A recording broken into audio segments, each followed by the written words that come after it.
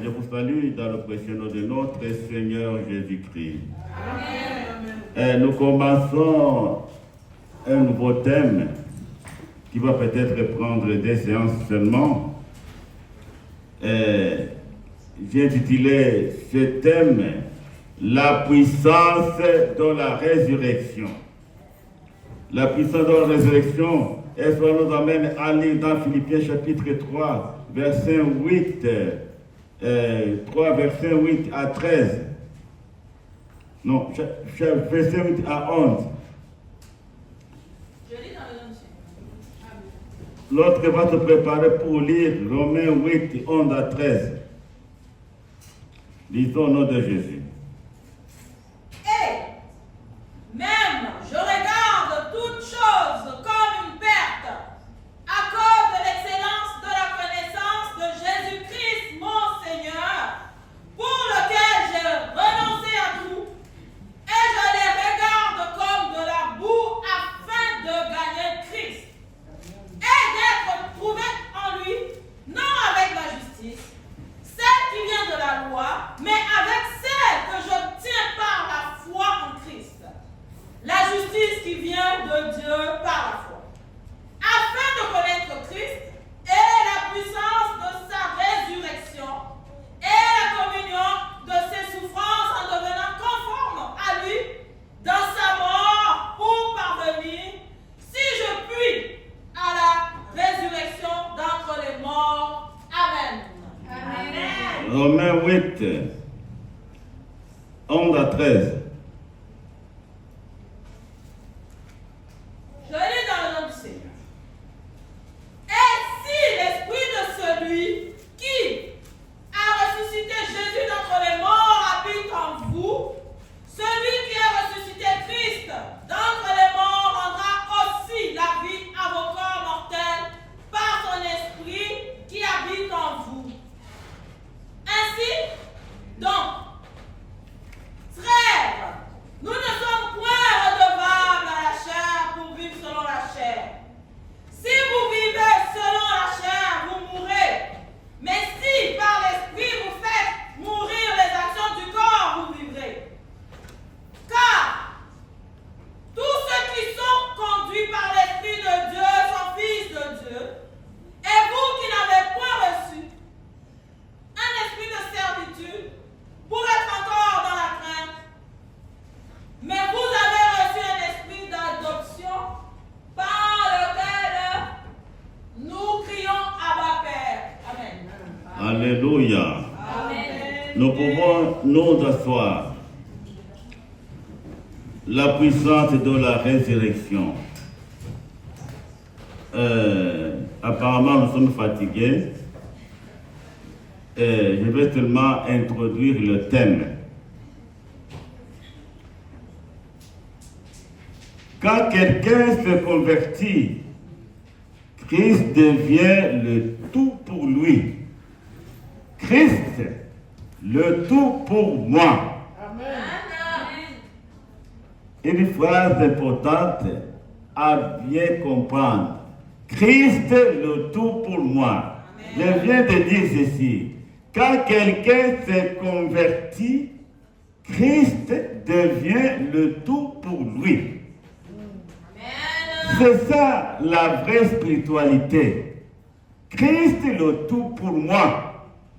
Alléluia. Amen. Christ est le tout pour moi. C'est une courte phrase qui nous interpelle. Et chacun peut se poser la question, est-ce que Christ est tout pour moi? Dans sa quête de la spiritualité, l'apôtre Paul s'est fixé quelques principes de base. Lesquels sont ces principes? Le premier principe, c'était d'abord de gagner Christ. Alléluia. Christ était le tout pour l'apôtre Paul. Et il s'est fixé des principes de base. Bien-aimé, tout chrétien doit évoluer et marcher et vivre sa vie chrétienne selon les principes bibliques. Et le premier principe biblique de la spiritualité chrétienne, c'est Christ pour moi. Amen. Alors, l'apôtre Paul travailler pour gagner Christ. Alléluia. Amen. Gagner Christ, ça veut dire quoi? Gagner Christ, ça veut dire posséder Christ. Gagner Christ, ça veut dire avoir Christ pour objectif premier. Gagner Christ, c'est vraiment la base de toute une vie chrétienne. Gagner Christ. Et pour gagner Christ, il faut faire encore autre chose. L'apôtre Paul, pour gagner Christ, a renoncé à tout ce qu'il possédait. Et il a renoncé à son orgueil religieux.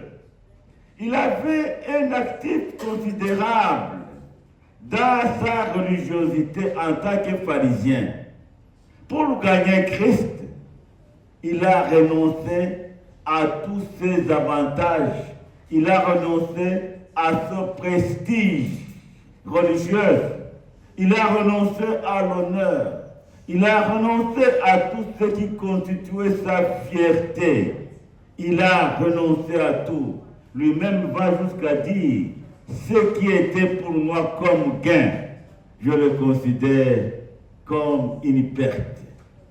Sans impact. Tout ce qui était pour moi comme gain, je le considère comme une perte. Et il dit, je le considère comme une perte pour par l'excellence de la connaissance de Christ.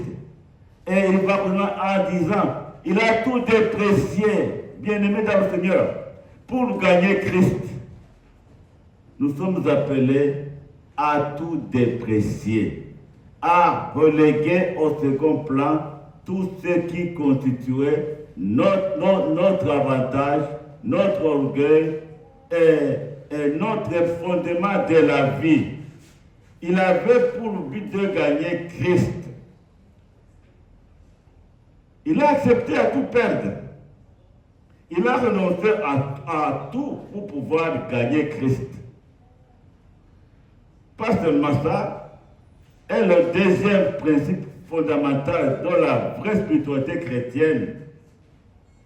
Être trouvé en Christ. Gagner Christ et être trouvé en Christ. Bien aimé, c'est un combat qui n'est pas aussi facile. Être trouvé en Christ. Le but de Paul est d'être en Christ, lui appartenir totalement. Alléluia. Amen. Être trouvé en Christ et lui appartenir totalement. Le but de l'apôtre Paul est de permettre à Christ de prendre le contrôle de sa vie. Jean 15, 4, l'apôtre dit, demeurez en moi et je demeurerai en vous.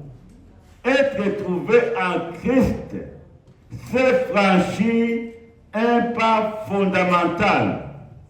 Un pas fondamental, c'est accepter de perdre sa vie pour pouvoir gagner la vie du Christ. Et Jésus dit, demeurez en moi et je demeurerai en vous. Bien-aimés dans le Seigneur, c'est très important.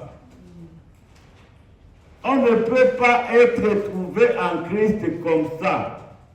Il y a un effort à faire.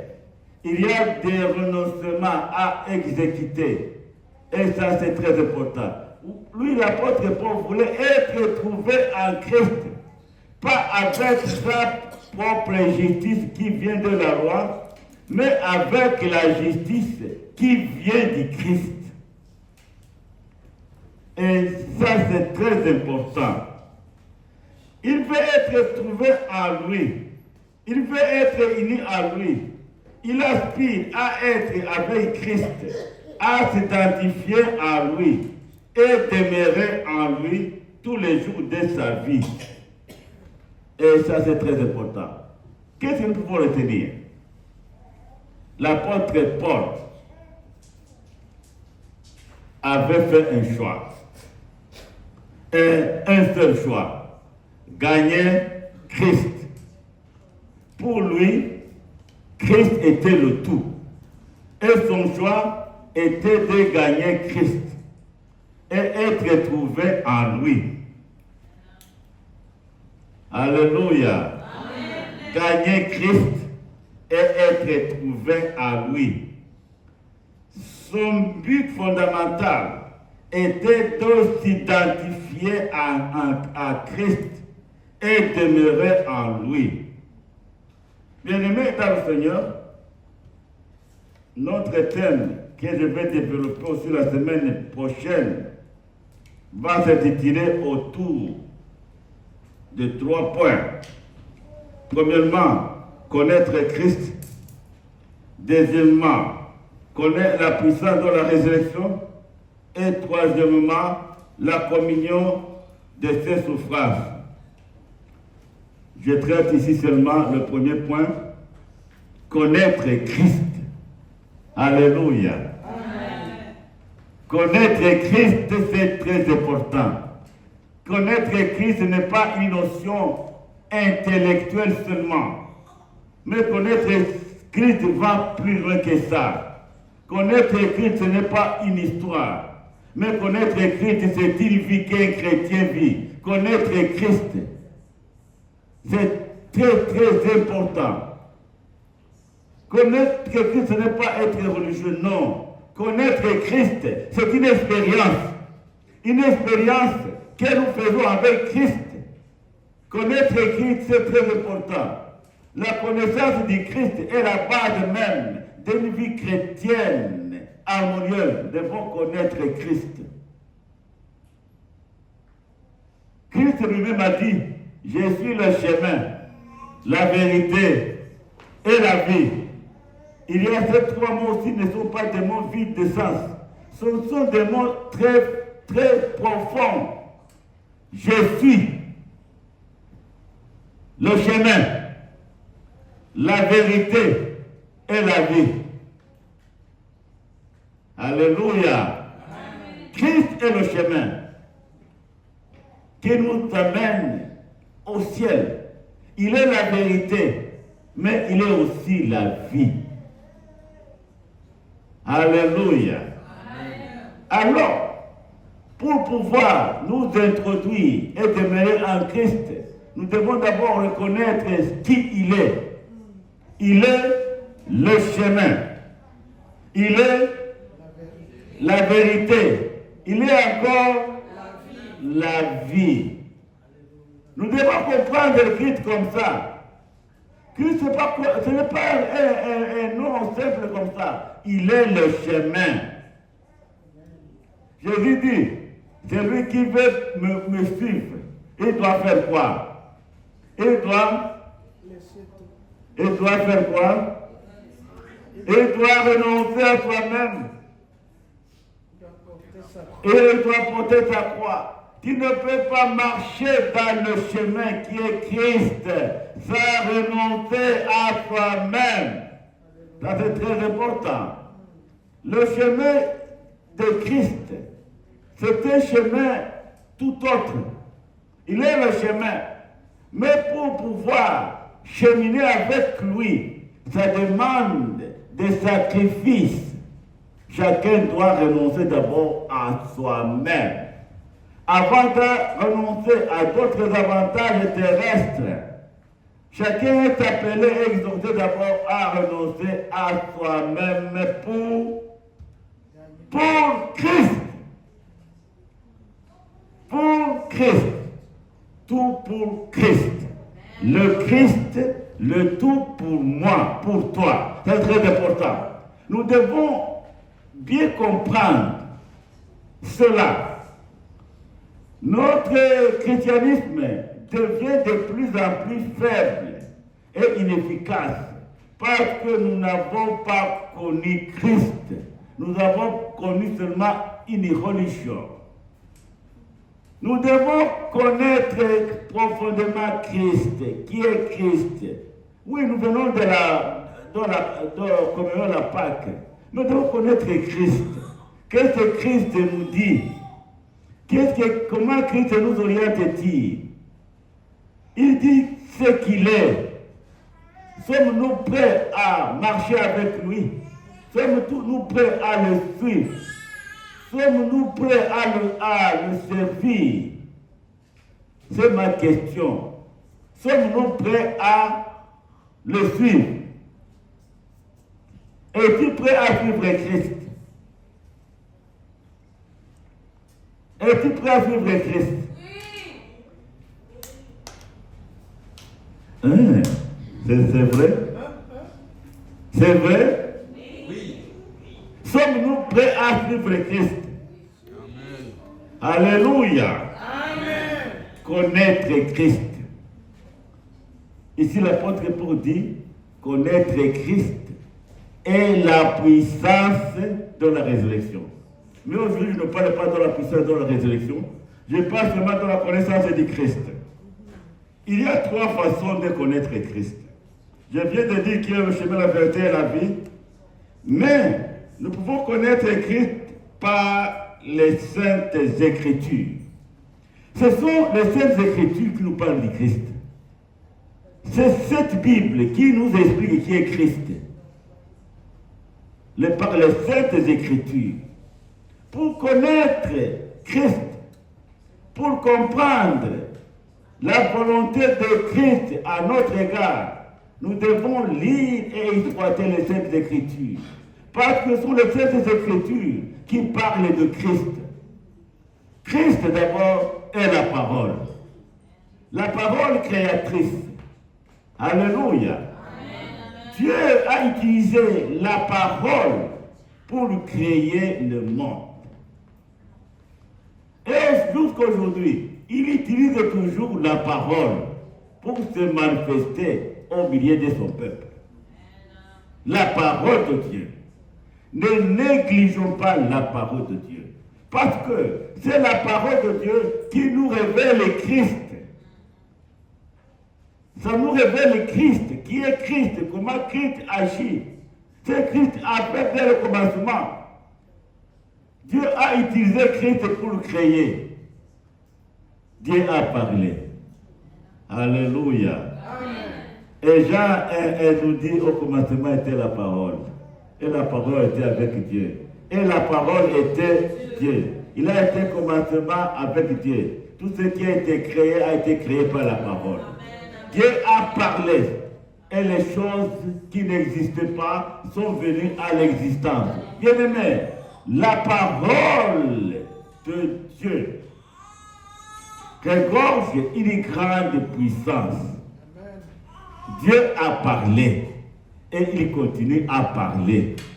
Mais les hommes d'aujourd'hui ont des cœurs endurcis. Dieu a parlé, il parle encore. À à l'intermédiaire de sa parole. Il te parle, il me parle. Que faisons-nous de la parole de Dieu? Que faisons-nous de Christ? C'est la question fondamentale que nous devons encore nous poser. Que fais-tu de Christ? Alléluia. Amen. Que fais-tu de Christ? Que fais-je de Christ? Une question importante. Première façon de connaître Christ, c'est par le biais des Saintes Écritures. Et cela nous demande de lire les Saintes Écritures, la parole de Dieu, et la comprendre. Souvent nous négligeons la parole de Dieu. Mais un jour, Pierre lui a compris. En Jean 6, 53, 63, il a dit, ta parole est esprit et vie. Veux-tu avoir la vie? Veux-tu vivre une vie abondante? Lis et médite la parole de Dieu. Fais ce que la parole de Dieu te dit de faire. Et ça, c'est très important et fondamental. Ta parole est esprit et vie. Veux-tu vivre? Veux-tu vivre? Ah, il y en a ceux qui ne veulent pas vivre. Voulons-nous vivre? Oui. Lisons et méditons la parole de Dieu. C'est la parole de Dieu qui nous maintient. Dieu a utilisé sa parole pour créer, et jusqu'aujourd'hui, c'est cette parole qui nous maintient, c'est cette parole qui nous donne la vie. Ta parole est esprit et vie. Et ça, c'est très important. Par les Saintes Écritures, c'est par l'intermédiaire des Saintes Écritures, par le biais des Saintes Écritures, que nous pouvons entrer en communion avec Christ. Parce qu'il nous dit dans Jean 15, 7, si vous demeurez en moi et que mes paroles demeurent en vous, demandez tout ce que vous voudrez et cela vous sera accordé. Bien-aimé, il ne s'agit pas d'une simple connaissance intellectuelle, mais d'une relation profonde avec Christ, d'une connaissance intime à travers sa parole et par le Saint-Esprit. Ce que je dis ici est très très important. Connaître Christ. Ça nous demande des sacrifices. L'apôtre Paul nous dit, j'ai renoncé à tout pour gagner Christ. Ici, ce matin, comme je dis, je ne veux pas être long dans cette courte prédication, mais entrons avec ceci. L'objet de notre combat, c'est gagner Christ. Ça, c'est l'objet de notre combat. Que rien ne nous empêche de saisir Christ. L'apôtre dit, je lutte pour saisir Christ. Alléluia. Lui ne voulait pas, il voulait saisir Christ. Ça faisait partie aussi de ses objectifs. Saisir Christ. Sentir qu'il y a déjà Christ, qui était déjà avec lui. Alors il continue à dire, pour saisir Christ, comme j'ai aussi été saisi par lui. Alléluia. Christ nous a déjà saisis. Mais souvent nous sommes des rebelles. Mais l'apôtre dit, je dois lutter. La vie chrétienne est un combat. Nous devons lutter pour briser tout ce qui nous empêche d'entrer en communion avec Christ. Alors il dit, je fais tout, je lutte pour saisir Christ, comme j'ai aussi été saisi par lui. Bien-aimés dans le Seigneur, vouloir ou pas, Jésus est en train de nous poursuivre. Jésus te poursuit. Là où tu es, Jésus te poursuit. Les mains du Christ sont sur toi. Il t'a déjà saisi. Mais tu ne veux pas qu'il te prenne. Tu es en train de fouiller, de t'arracher de ses mains. Lui, il t'a déjà saisi. Alléluia. L'apôtre Paul a accompli ça. Il dit, je lutte pour saisir le Christ comme il m'a déjà saisi. Amen. Alléluia. Amen. Je ne sais pas si vous comprenez. Là où tu es, c'est la bonne nouvelle que je t'adresse ce matin. Christ t'a déjà saisi. Il t'a saisi comment? Parce que, en montant à la croix, en acceptant de mourir à ta place, il a tout donné pour toi. Il a donné sa vie pour toi. Il s'est sacrifié pour toi. Il a abandonné sa vie pour pouvoir avoir ta vie. Alléluia. Alléluia. Déjà qu'il a déjà abandonné sa vie pour toi, pour pouvoir gagner ta vie, il t'a saisi. Mais toi, tu cherches toujours à t'arracher de ses mains. Parce que souvent, quand Jésus nous saisit, quelquefois, il nous prive de notre liberté, de notre ancienne liberté. Il ne nous permet plus de vivre comme nous vivions autrefois. Et l'apôtre Paul le sentait. Il dit, je lutte. Bien aimé, la vie chrétienne est un combat. Nous devons lutter pour saisir Christ. C'est ce qu'il a dit déjà, pour gagner Christ. Christ nous a déjà gagné à la croix du calvaire. Nous lui appartenons déjà, mais nous sommes des rebelles. Mais l'apôtre Paul dit, je lutte pour gagner Christ. Je combats pour saisir Christ comme il m'a déjà saisi. Je lutte pour être trouvé en Christ. Christ, le tout pour moi, non pas avec ma propre justice, mais avec la justice du Christ. La connaissance du Christ est une connaissance profonde, une connaissance intime qui se matérialise à travers sa parole et par notre obéissance à sa parole. Nous avons déjà été saisis par le Christ.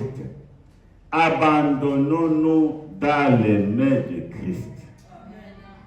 Et ce sont de bonnes mains. Et ça, c'est très important. Abandonnons-nous entre les mains de Christ et permettez à Christ de transformer nos vies et nos mentalités.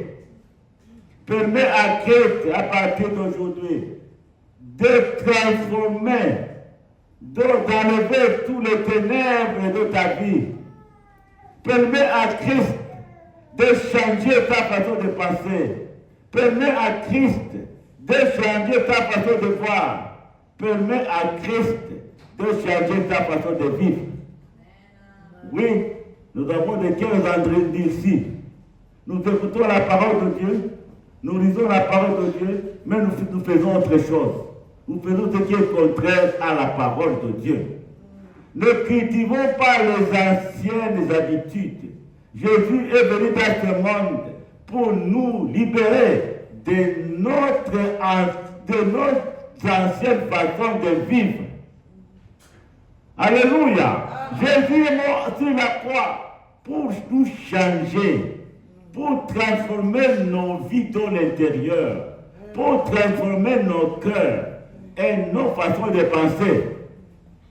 Alléluia. Mais l'homme est très compliqué.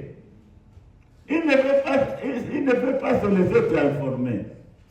Je voudrais ce matin t'exhorter nous exhorter à accepter que Christ puisse nous changer. Que Christ puisse transformer nos mentalités, nos façons de penser et nos façons d'agir. Il est mort à la croix pour ça, pour nous transformer en de nouvelles créatures. Ne nous nourrissons pas encore des mauvaises habitudes. Ne nous nourrissons pas encore, je ne sais, de la haine, de la jalousie. Et que sais-je encore? Permettons à Jésus, abandonnons-nous entre les mains de Jésus. Lui, le vrai portier, il va nous transformer à son propre image. Et nous deviendrons des chrétiens efficaces, des chrétiens qui contribuent à l'avancement de son règne. Gagner Christ, être trouvé en lui. C'est très important. Gagner Christ, être trouvé en lui, mais cela exige un combat. L'apôtre Paul dit, je combats, je lutte pour saisir Christ comme j'ai été saisi par lui. Je termine en disant que nous sommes entre les mains du Christ. Il nous a déjà saisis. Il veut nous changer. Nous devons lutter aussi pour saisir la substance de sa volonté pour notre vie aujourd'hui et pour l'éternité. Bien-aimés dans le Seigneur, ce matin, je voudrais seulement parler de la connaissance du Christ. Vous l'entrez avec ces trois mots, ces trois aspects fondamentaux dans la vie chrétienne. Gagner Christ. Comme il nous a déjà gagné, ne lui résistons pas. Luttons pour être trouvés en Christ. Luttons pour saisir Christ comme il nous a déjà saisis. Que Dieu nous bénisse. Amen.